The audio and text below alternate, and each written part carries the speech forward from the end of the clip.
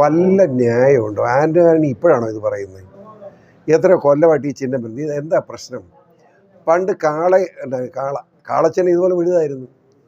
കൈപ്പത്തി ഇത്രേ ഉള്ളൂ ആകെ. താമര പൂവായിട്ട് കാണണ്ടേ?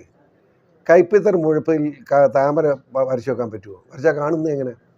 ഇങ്ങനെ അബദ്ധമൊക്കെ പറയുന്നത് തോൽവി മുൻപേ സമ്മതിക്കുന്ന തുല്യമാണ്. അത് 2 ദിവസമായിട്ടൊരു ഒരു ചിത്രഭ്രമം ബാധിച്ച മാതിരി ആൻഡോ എങ്ങനെ പ്രവർത്തിക്കുന്നു? എനിക്കെന്താ അദ്ദേഹത്തിന് തോൽവി സമ്മതിച്ചു എന്നല്ല. ഇപ്പം നമ്മുടെ അനിലാൻഡ് പറഞ്ഞ പോലെ തോൽവി സമ്മതിച്ചു പോയതിൻ്റെ ഒരു തെളിവാണ്.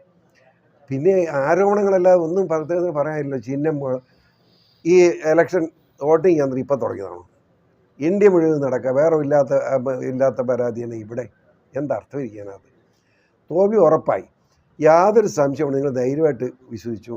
അനിൽ ആൻ്റണി ജയിച്ചിരിക്കുന്നു എന്ന് മാത്രമല്ല, ഞാൻ ആദ്യം പറഞ്ഞിടത്തിന് ഉറച്ചു നീക്കി 5 സീറ്റിൽ ജയിക്കുന്ന വിശ്വാസത്തിൽ ഞാൻ നിൽക്കുന്നു.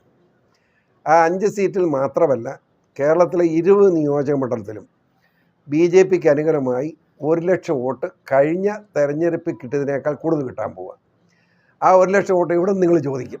അത് കോൺഗ്രസിൻ്റെ 70% കോൺഗ്രസിൻ്റെ 30% കമ്മ്യൂണിസ്റ്റിൻ്റെ LDFിൻ്റെതാണ്. LDF UDFിൽ നിന്നും ആളുകൾ പൊഴിഞ്ഞ് BJPയിലേക്ക് ചേർന്നുകൊണ്ടിരിക്കുക. അങ്ങനെ വരുന്ന വോട്ടാണ്.